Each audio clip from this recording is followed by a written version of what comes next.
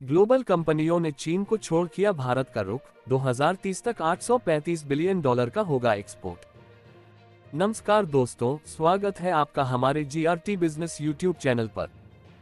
आज हम बात करेंगे एक बहुत ही महत्वपूर्ण और उत्साहवर्धक खबर के बारे में।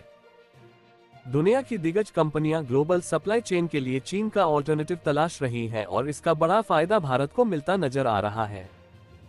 नोमुरा की रिपोर्ट के अनुसार भारत का एक्सपोर्ट्स 2030 तक $835 बिलियन तक पहुंच सकता है। आइए जानते हैं इस खबर के बारे में विस्तार से। ग्लोबल सप्लाई चेन में बदलाव। नोमुरा ने एक रिपोर्ट जारी की है जिसमें China plus one strategy policy के तहत 130 फर्मों के साथ सर्वे किया गया है। इस सर्वे के मुताबिक ग्लोबल कंपनियां सप्लाई चेन के लिए चीन के बाहर दूसरे देशों में अवसर तलाश रही हैं और एशिया में भारत को इसका बड़ा फायदा होगा। इसके बाद वियतनाम और मलेशिया की बारी आती है। रिपोर्ट के मुताबिक भारत का एक्सपोर्ट्स 2023 में $431 बिलियन था, जो 2030 तक $835 बिलियन हो सकता है। भारत के लिए अवसर। नोमुरा के एशियाई अर्थशास्त्री सोनल वर्मा और रुदीप नंदी और इंडिया रिसर्च टीम से सालोन मुखर्जी ने एशिया न्यू फ्लाइंग गीज नाम से रिपोर्ट तैयार की है। इस रिपोर्ट में उन सेक्टर्स की पहचान की गई है जहां भारत के लिए सबसे ज्यादा अवसर पैदा होने वाले हैं। इनमें electronics, automobile, capital goods, semiconductor assembling, testing, energy, solar और फार्मास्यूटिकल्स शामिल हैं। अमेरिका और विकसित देशों से इन्वेस्टमेंट। नोमुरा की रिपोर्ट के मुताबिक ग्लोबल वैल्यू चेन में चीन की भूमिका में बदलाव हो रहा है। चीन सबसे बड़ा इन्वेस्टर है और उसके ज्यादातर इन्वेस्टमेंट आसियान में केंद्रित है, जबकि भारत में इन्वेस्टमेंट अमेरिका के अलावा डेवलप्ड एशियन कंट्रीज से आ रहा है। रिपोर्ट में कहा गया कि कई देशों में अलग अलग सेक्टर में इक्विटी में इन्वेस्टमेंट के असर हैं, लेकिन हम भारत और मलेशिया को लेकर बेहद उत्साहित हैं। पीएलआई स्कीम से बढ़ेगा मैन्युफैक्चरिंग। नोमुरा की रिपोर्ट के मुताबिक भारत जरूरी इकोसिस्टम को तैयार कर अपने ठंडे पड़े मैन्युफैक्चरिंग सेक्टर में जान फूंकने में जुटा है।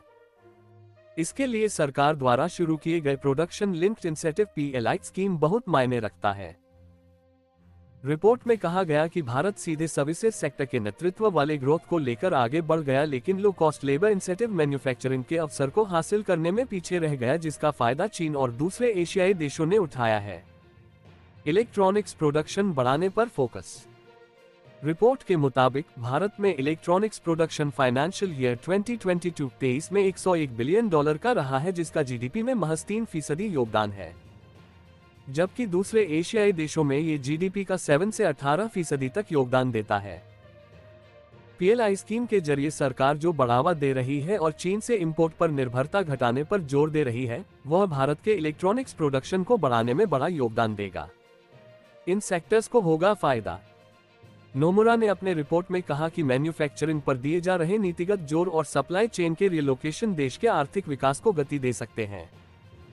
रिपोर्ट के मुताबिक भारत के इलेक्ट्रॉनिक्स और सेमीकंडक्टर सेक्टर्स में प्रगति देखी जा रही है।